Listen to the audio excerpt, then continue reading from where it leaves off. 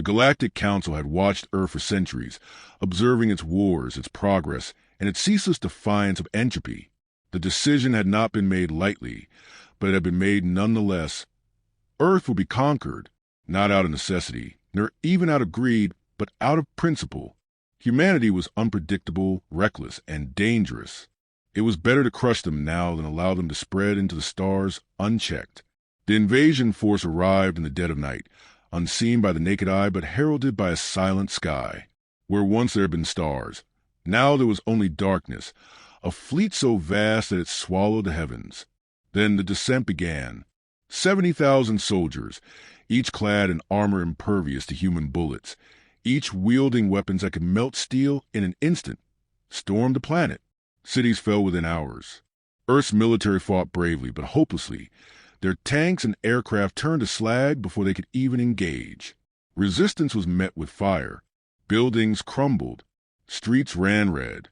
Within days, Earth's command structure was shattered, government silenced, and order reduced to ash. And yet, the occupation was not as simple as anticipated. For every squad that advanced, a commander fell. It began as a whisper, a casualty report that seemed almost inconsequential, an officer taken out during a routine patrol. Then another, and another. The Council's forces dismissed it at first, a triviality in the grand scheme of conquest. But as the days passed, those whispers turned into a chorus of fear. Something hunted them. The first confirmed kill had been written off as an accident.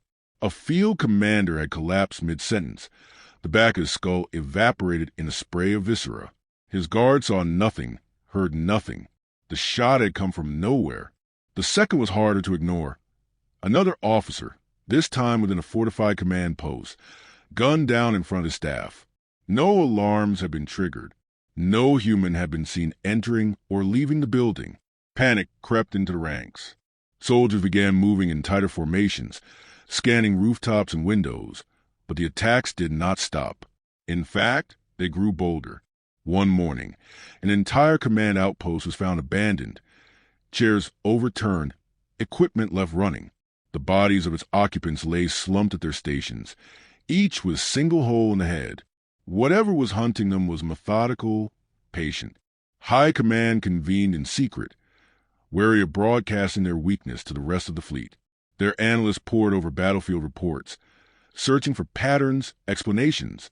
One name surfaced again and again. Ghost. It was not a name the aliens had given him. It was something whispered in intercepted human communications, a legend spreading among the scattered resistance. The last sniper of Earth. The idea was absurd. The Council had accounted for human firearms, had ensured their armor could withstand primitive projectiles. And yet, their officers were dying. The enemy, this ghost, was adapting. New countermeasures were deployed. Drones flooded the skies, scanning for heat signatures, energy fluctuations, anything that might betray the sniper's position. Buildings were razed, forests burned, entire districts evacuated in an effort to draw him out. The attacks did not stop. Ghost was more than just a sniper.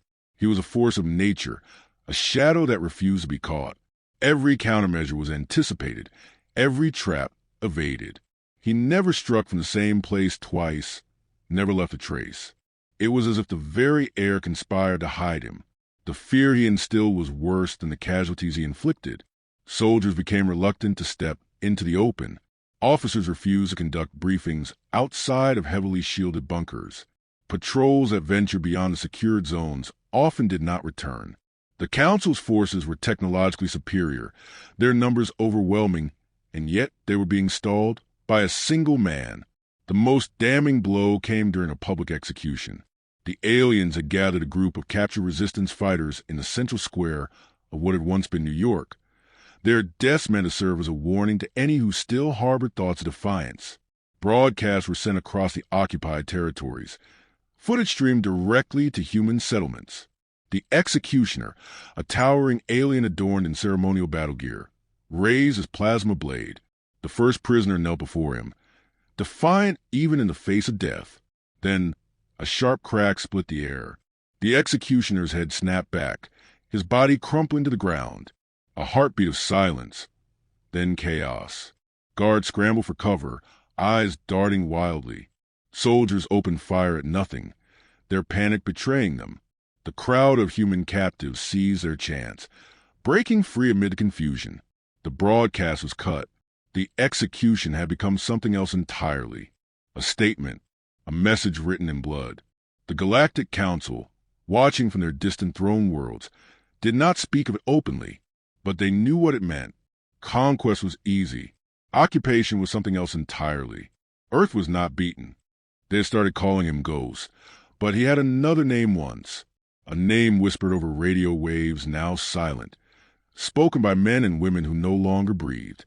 The enemy had burned their names away, their cities, their history, but they had not burned him. He moved through the ruins like a phantom, unseen, unheard, his presence marked only by the bodies he left behind. The war was over, they had said. Earth had fallen, but it had seen what surrender meant. Camps filled with the broken and the dying, entire districts erased for efficiency's sake. The war was not over. It had only changed shape. The aliens had come expecting an easy victory, a swift march to dominion. They had not accounted for him. Ghost adjusted the scope of his rifle, breath steady, heartbeat slow.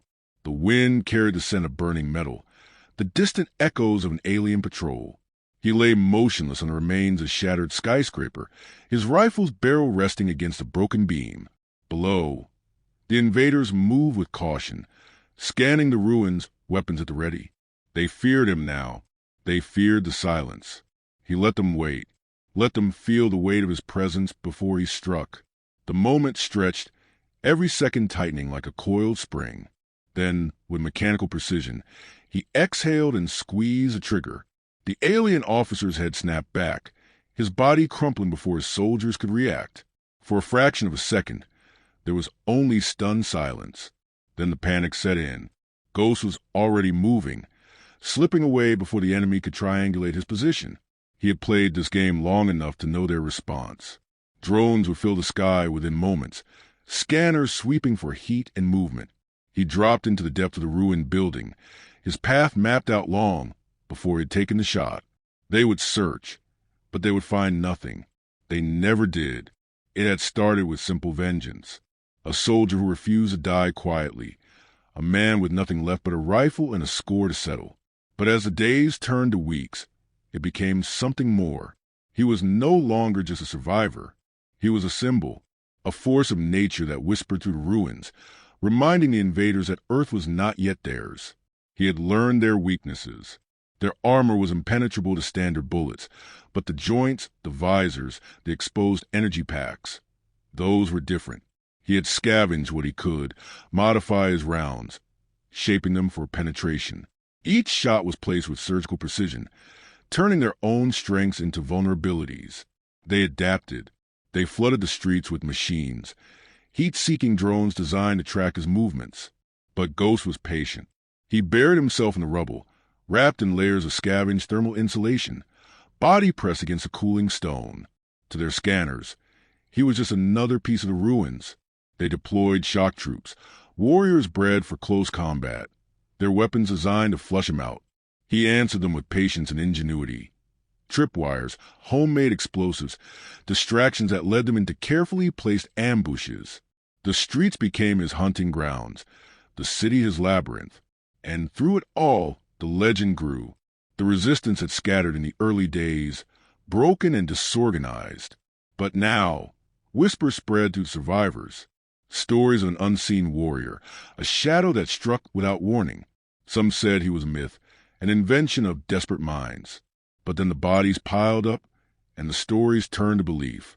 The first fighters found him in the ruins of an old subway station, a hidden sanctuary carved from the bones of the fallen city. They were cautious, uncertain, but he saw the fire in their eyes, the same fire that burned in his own. He gave them no speeches, no grand promises of victory. He only handed them weapons, showed them where to strike, how to move unseen. And they understood. What had been a one-man war became something more. The resistance rekindled, not in open battle, but in the art of the unseen. They struck supply lines, sabotaged key installations, made every inch of occupied Earth a battlefield. The invaders who had once marched with impunity now feared the dark. The silence, the places where Ghost and his people might be waiting. The Galactic Council, watching from the cold reaches of space, saw their war grinding into something ugly. This was not the conquest they had envisioned. The occupation was supposed to be swift, decisive. Instead, it was becoming a slow, relentless bleed. They tried to counter him. They deployed their best tacticians, their most ruthless enforcers. But he was no longer fighting alone. One by one, the stars that had once belonged to the invaders flickered and died in the night sky, not from destruction, but from Earth's defiance. Communications outposts went dark. Supply chains collapsed. The machine of war, so efficient in its initial strike, now struggled against the chaos Ghost had unleashed. They had come believing they would break the spirit of humanity. Instead, they had created something far worse. They had given it a reason to fight. The warlord arrived in silence, his presence a shadow stretching across the ruined city. Unlike the commanders before him, he did not bark orders from behind fortified walls, nor did he waste time with a pretense of control. He moved through the occupied streets with measured step, his towering form clad in armor that shimmered like liquid metal, shifting with each movement. His name was unknown to humans, but among the invaders, he was a legend, the one sent to end wars, not wage them. Ghost watched him from the high perch of a crumbling building, tracking his movements through the scope. He had seen many officers before, studied them through the glass before reducing them to stillness. But this one was different. There was no hesitation in his stride, no fear in his eyes. He was not a man accustomed to being hunted. He was a predator in his own right. Ghost had spent weeks dismantling their command structure, turning their invasion into a slow, grinding failure. The resistance had grown bold, striking harder, moving faster. They had begun to believe in something again. But the arrival of the warlord had changed everything. The aliens had stopped retreating. The fear that seeped into their ranks was vanishing, replaced by a new, chilling certainty. The soldiers moved with discipline. Their patrols coordinated with machine-like precision. Drones filled the air in tight formations, sweeping the ruins with ruthless efficiency. Ghost's world, the city that had become his hunting ground, was shifting under him. He had killed many of them, but this one would not fall so easily. Ghost adjusted his aim, tracking the warlord as he stopped in the middle of a desolate intersection. Around him, alien officers gathered, listening as he spoke in a voice like crushed stone. Ghost did not understand their language, but he did not need to. The meaning was clear. Orders were being given. The hunt was beginning anew. He inhaled slowly, the weight of the rifle steady against his shoulder. A single shot could change everything. If the warlord fell, the fear would return, the hesitation. The cracks in their resolve would widen. The invasion might not end today, but it would begin to break. But something was wrong. The wind shifted, a subtle change in the air that sent a ripple through Ghost's instincts. He shifted his aim slightly, scanning the rooftops opposite him. His pulse remained steady, his breathing measured, but his mind was already moving. They had learned. The warlord was bait. The realization came just as the first shot rang out, not from Ghost's rifle, but from another. A plasma round struck the edge of the building mere inches from his position, searing through concrete. Ghost rolled away from the exposed ledge, his movements precise, practiced. He had expected this day to come, but expectation did not dull the reality. They had found him. More shots followed, sizzling through the air as he moved. He had spent so long being the unseen hand, the shadow in the ruins, but now the enemy had turned his own tactics against him. Their snipers were positioned well, covering multiple vantage points, anticipating every possible escape route. Ghost reached the stairwell just as another shot tore through the floor where he had been crouched. He slid down the crumbling steps, pulling a smoke grenade from his belt and tossing behind him. Thick plumes of dark vapor filled the space, cutting visibility. It wouldn't stop them for long, but it would buy him seconds. He needed a new vantage point, needed distance. The warlord had been clever, but Ghost was not finished yet. He moved through the ruins with the ease of a man who had long since memorized the bones of the city. Each collapsed structure, each alleyway choked with debris. He had walked these paths 100 times before. The enemy might have learned to hunt him, but they were still chasing a ghost in his own domain. The pursuit was relentless. The warlord's forces spread like a net, tightening with each passing moment. Ghost could hear them now, the alien tongue crackling over communication channels, the distant hum of drones weaving through the streets. He could feel their strategy closing around him, forcing him toward a kill zone, a trap designed for the hunter himself. But he did not run. He adapted. Instead of fleeing, he doubled back, slipping through the wreckage of a collapsed freeway. The momentary stillness allowed him to check his weapon, adjust his sights. Then he moved again, circling toward higher ground. Minutes passed, then an hour. The chase stretched on, both sides moving in a deadly game of patience and precision. But patience had always been Ghost's greatest weapon. The warlord had made a mistake. By focusing everything on Ghost, he had pulled forces from other sectors, leaving critical areas vulnerable. The resistance had not been idle. Even now, they were striking hard. Supply depots, energy grids, communication hubs. The aliens thought they were flushing out one man, but in doing so, they had opened themselves to 100 unseen blades. And so, as the night deepened and the hunt pressed on, Ghost found his moment. He lay prone once more, the city stretched out before him. The warlord stood below, overseeing the search, his soldiers fanning out in disciplined formations. They were thorough, efficient, but they had made one crucial error. They believed they had forced him into a corner. They had not realized that the entire city was his weapon. Ghost exhaled, his finger tightening on the trigger. The warlord had come to hunt him, but Ghost had already chosen his prey. The warlord stood in the center of the ruined street, his armored frame bathed in the cold glow of his soldiers' searchlights. Around him, his forces moved with unwavering precision, sweeping every shattered building, every broken alleyway, their weapons primed to cut down the phantom they had pursued for so long. But he did not move. He did not flinch at the sound of distant explosions, nor at the whispered orders crackling over his command frequency. He was waiting, listening. Ghost was here. He could feel it. A silence settled over the battlefield, heavy and expectant. The city had become a graveyard, but not one for humans. It was littered with the bodies of his own officers, his own soldiers, each taken with surgical precision. The warlord had conquered countless worlds, had crushed rebellions with the weight of his empire's might. But he had never encountered an enemy like this. One man had turned an entire occupation into a war of attrition. One man had kept an empire at bay. Ghost lay prone on the roof of a collapsed skyscraper, his body pressed against the rubble, his rifle scope trained on the warlord's head. The shot was perfect. The angle, the wind, the range, every factor had been accounted for. The moment his finger tightened on the trigger, the warlord would cease to exist. But Ghost hesitated. For the first time since the war had begun, uncertainty crept into his mind. Killing officers, targeting commanders. These had always been acts of disruption, calculated strikes to unravel the enemy's control. But this was different. This was the architect of their resistance, the one who had turned fear into discipline, hesitation into strategy. His death would not just be another victory. It would change everything. Ghost adjusted his aim, shifting his focus to the soldiers surrounding their leader. Each one was poised, ready, their formations unbreakable. The moment the warlord fell, these warriors would not scatter. They would not retreat. They would become something else. Martyrs. If Ghost pulled the trigger now, he would not shatter their ranks. He would galvanize them.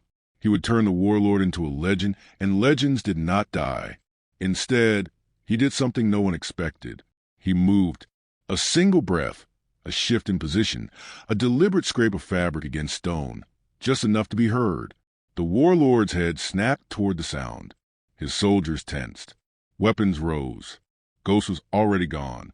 He slipped through the ruins, his path deliberate, his presence no longer concealed. He allowed himself to be seen, a flash of movement through broken windows, the silhouette of a rifle against moonlit steel. The aliens took the bait. Shouts filled the comms. Orders barked. Soldiers broke formation, chasing the specter that had haunted them for weeks. Ghost led them away, deeper into the ruins, drawing them into a labyrinth of collapsed streets and crumbling towers. Then he disappeared. The warlord watched from the center of the empty street as his soldiers vanished into the darkness, pursuing shadows. He did not move, did not give chase. He understood now. The sniper had never been fighting to win. He had been fighting to outlast, to make the cost of conquest unbearable. The warlord turned his gaze toward the sky, where the fleet still hung in orbit. The battle for Earth had dragged on far longer than expected. Resources were stretched thin. Morale was eroding. For every soldier that fell, the humans grew stronger. The Council had expected surrender. Instead, they had forged a species willing to fight forever. Slowly, deliberately, he reached for his communicator and sent a single command: fall back. Across the city, the alien forces received the order. The pursuit halted. The drones withdrew. The hunt was over. Ghost watched from the shadows, his rifle lowered. He did not celebrate. He did not move. He only listened to the silence, to the sound of an empire breaking.